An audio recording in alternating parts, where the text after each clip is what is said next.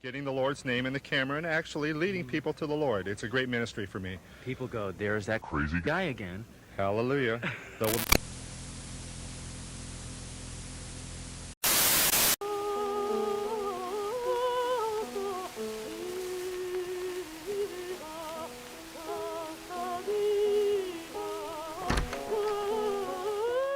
1944. Blue Jackets under full sail. Jim Ewell sparking the attack. And there's the giant wonder wheel that sweeps you off the earth. Roland Stewart, later known as the Rainbow Man, was born February 23, 1944, in Spokane, Washington. Roland experienced traumatic events at a young age, such as his dad dying when he was only 7, and his mom dying in a house fire when he was 15. His sister would also be strangled by her boyfriend. Despite the multiple horrific events he experienced, he tried his best to move on by getting into drag racing and owning an auto shop. Eventually though, he sold it and decided to become a marijuana farmer. In 1977, Roland went to an NBA Finals game in Portland, Oregon, where he would be recorded on television for the very first time. He was seen on camera dancing and wearing what would be his very iconic rainbow afro wig. He found being on TV exciting and sold his marijuana farm to move to California in hopes of being an actor. He decided he would go to sports games in California and do the same thing he did at the NBA Finals to try to get noticed. When he went to games, he always brought a battery-powered TV so he would know where the cameras would be at. His efforts to be spotted in the crowd would be pulled off, as he would be seen multiple times on television.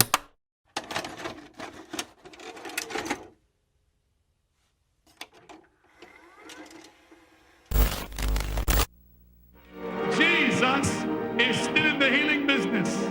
There's 1, 2. A few years later, in 1980, Roland would be watching a televisionist who is essentially a preacher and decided to start his journey to becoming a Christian. After this, he began coming to games wearing a t-shirt with religious messages such as John 3:16 and Jesus Saves. Roland's life eventually fell apart because he gave up on his dream of becoming an actor and survived on money people gave him, which eventually ran out. He also lived in his car, which was eventually totaled by a drunk driver. His wife Linda eventually left him after claiming that he had choked her for placing the sign in the wrong spot. He soon left the United States to travel to other parts of the world for events such as Moscow for the 1980 Olympics, the World Cup, the Indy 500, and even the royal wedding of Prince Charles and Princess Diana. As the late 80s approached, Roland, who was desperate for attention and publicity, sent out stink bombs to churches, Christian bookstores, and a newspaper office. While no one died from these stink bombs, some people had to be rushed to the hospital due to breathing problems. He also sent out a hit list of preachers and signed the letters as the Antichrist. He explained the reason he did these things was a way of getting the Christian message out to the world. Eventually, the interest in the Rainbow Man would dwindle, and he wouldn't be seen on TV for a few years until September 22nd, 1992. If you were to imagine the perfect hotel, you would no doubt think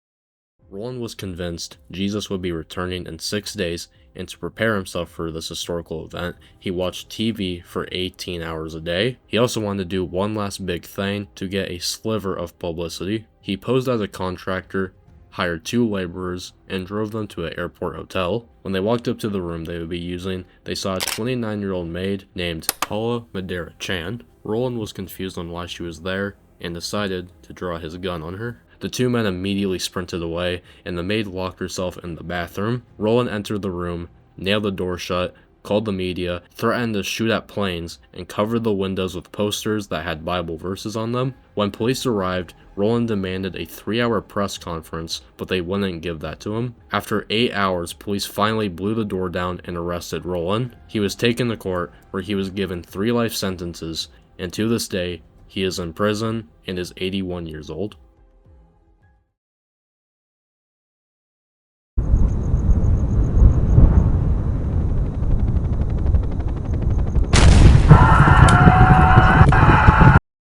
A movie scene is about to get shot. One One of the 4 directors of this movie was John Landis, and that night he was in charge of a scene featuring Vic Morrow, who was playing Bill Connor. In the scene, Connor steps into a chaotic war zone and attempts to rescue 2 Vietnamese children, 7-year-old Micah Dean Lee and 6-year-old Renee Shin Yi Chang, running through a river from a military helicopter, and to top it all off, the village behind them would explode. So a little after 2 a.m., shooting would begin. However, as soon as the village exploded, it damaged the blades on the helicopter, and the pilot, Dorsey Wango, wouldn't be able to regain control. Soon Morrow and the 2 children, still trying to escape, would realize a huge metal monster would be hurling towards them.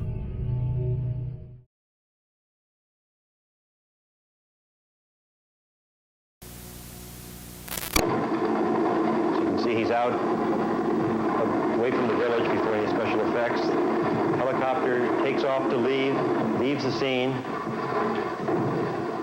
Will come across in a second. And caught the people with the main rotor blade.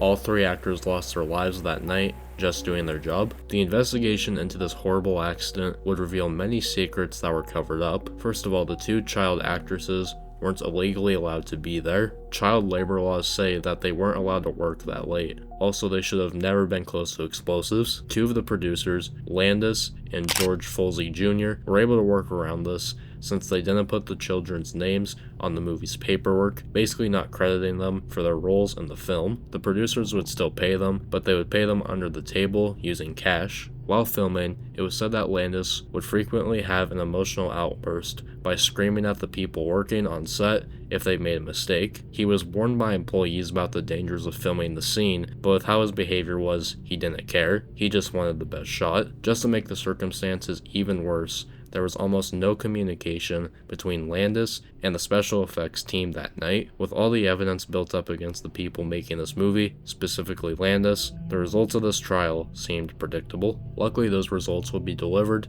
as Landis, Foley, and 3 other defendants were charged with manslaughter, and to the people close to the victims, it seemed justice had finally been served. Unfortunately, these charges wouldn't stick. The only consequences from this was some of the filmmakers and Warner Bros. Were given a fine for labor violations and told to give a settlement out to the victim's family. Once the film was released, it was given mixed reviews, and it made over $29 million at the box office. Landis would go on and have a successful career in the movie world and eventually retire.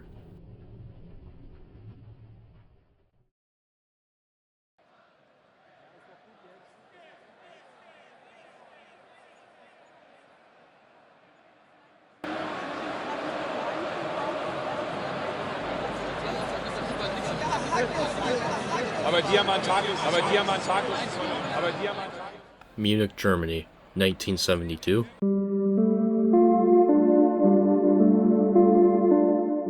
The atmosphere is filled with excitement because for the first time in 36 years, the Olympics were being held in Germany. However, there was one devastating event that was looming over the Olympics that year. 4 years earlier in Mexico City, 10 days before the Olympics that year, hundreds of students who were protesting at the Tlatelolco Plaza were shot. 44 people were reported dead, but spectators watching the shootout claimed that it could have been over 300. Obviously, after this event for the rest of the 1960 Olympics, people were terrified of the government. To ease people's nerves, the organizers of the 1972 Olympics decided they would spend a little under $2 million on security, and the officers would be unarmed and non-confrontational. And with that settled, on August 26, 1972, the games would begin.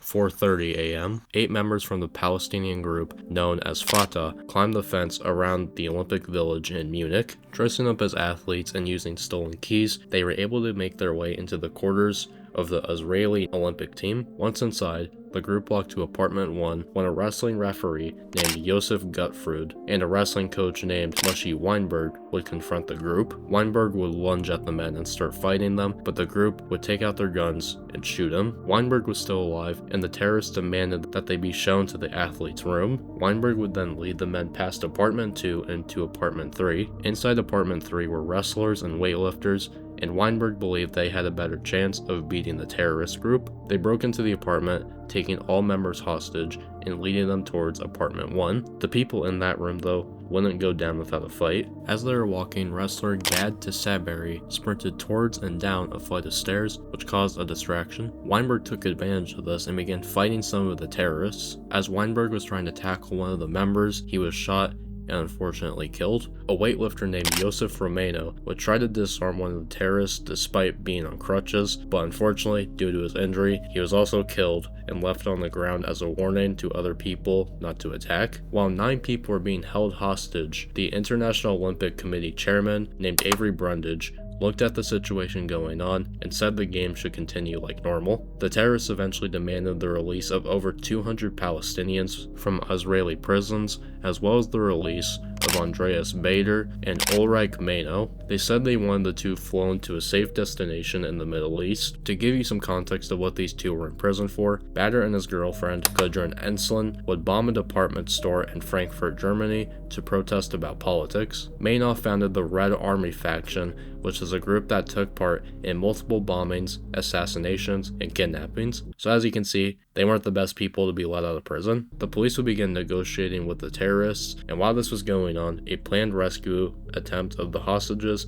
had to be cancelled because it turned out the actions of the West German police were being broadcasted to over 1 billion people, including the people in the Olympic Village. At around 10 p.m. on September 5th, the West German police and terrorists seemed to have reached an agreement, so they would put the hostages on a bus and send them towards helicopters. Eventually they would touch down at the Fürstenfeldbruck Air Base. However, the police were prepared for their arrival and positioned themselves with a plan to attack the terrorists. This plan, though, would have many issues. Under West Germany's post-war constitution, armed forces weren't allowed to help civilian police. The snipers on the scene didn't receive formal training, they didn't have many officers, they weren't placed in the right spots, they didn't have any radios to communicate with, and as a cherry on top, they didn't have any form of night vision. The official plan was for police to be disguised as a flight crew on the Boeing 727 that the terrorists were going to board on. Once they were on, that's when they would attack. Even more issues would arise, however, as officers chose to randomly abandon their positions, and the armored cars that were going to be used to rescue the hostages got stuck in traffic because they waited too long to dispatch them. 30 minutes later, the helicopters arrived,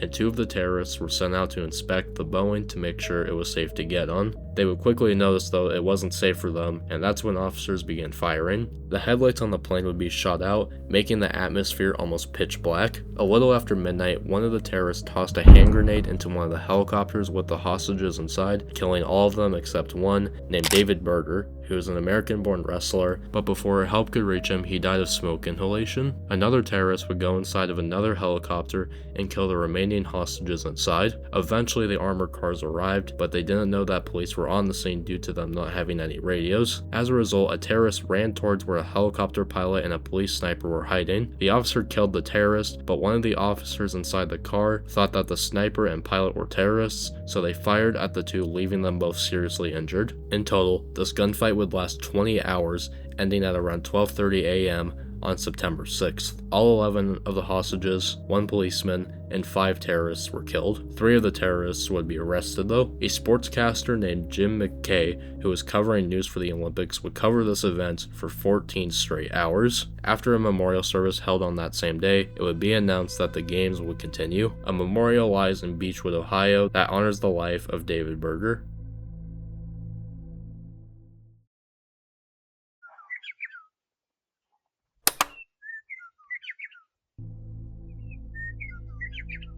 It's 1961. A psychologist named Stanley Milgram is looking to conduct an experiment on how far someone would discipline a person until they stopped, even though they were being persuaded to keep doing it. Milgram would eventually gather some participants, and they were told that the experiment would focus on the effects of punishment, and they would be getting paid for participating. How the experiment was set up was the participants would be a teacher, and they would ask their student, the person getting shocked, a question, and if the student got the question wrong, they would be shocked. Each teacher would be given a shock that was only 45 volts to see how the student would feel. The student, however, wouldn't be getting hurt at all. The shock level that the student would supposedly experience was as low as 15 volts, all the way up to 450 volts. And with all that information, the experiment would begin.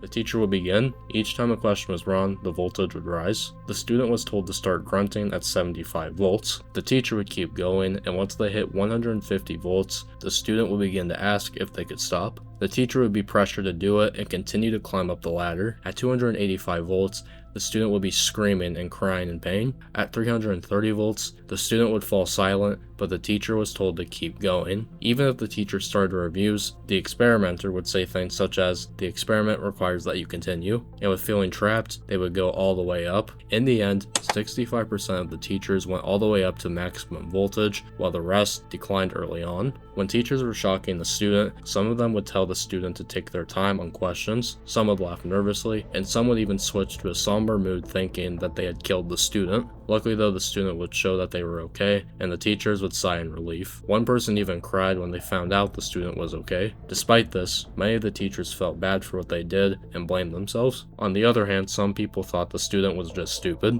The teachers would also shift some blame towards the experimenter, saying that they felt compelled to keep going.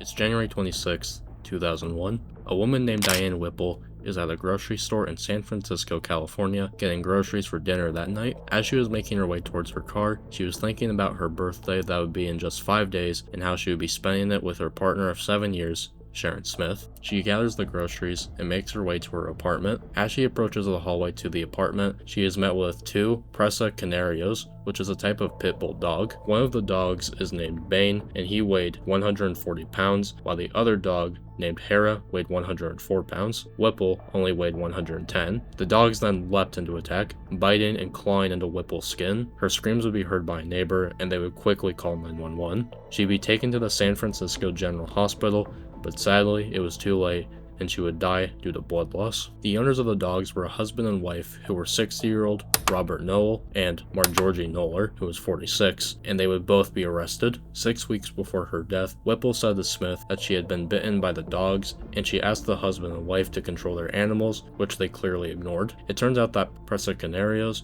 were originally bred to fight and protect Spain's Canary Islands. In the 1950s, they were almost extinct, but later the species' population would grow. The same day of the attack, Bane would be put down, and in January of 2002, Hera would see the same fate. In court, Noel claimed that the dogs never showed any signs of aggression, and even said when they saw Whipple, they would never act aggressively either. This defense wouldn't work, however, and Noel was convicted of involuntary manslaughter and a felony for keeping an animal that would hurt another human, which would earn him 4 years in prison. In court, Noller admitted that she had been at her apartment at the time of the attack, and she was convicted of the same charges as her husband, plus second-degree murder. At the end of the trial, the judge decided to discard the murder charge, and the district attorney immediately filed an appeal to overturn that decision. Eventually, Noller filed a cross-appeal. It would spend the same amount of time in prison as her husband. Noel would be released early in September of 2003 because of good behavior and his performance of work duties in prison. In the summer of 2018,